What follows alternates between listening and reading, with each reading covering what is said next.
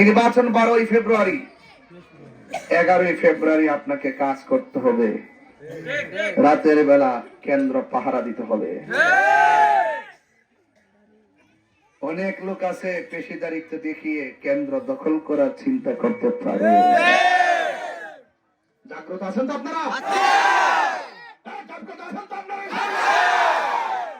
জাগ্রত থাকতে হবে।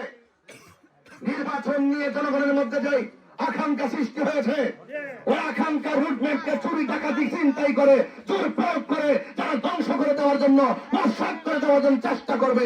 ইনশাআল্লাহ আমরা সবাই ওই ব্যালট পাহারা দিয়ে, ব্যালট বাক্স পাহারা দিয়ে জনগণের আকাঙ্ক্ষা পূরণ করব। ব্যালটের মাধ্যমে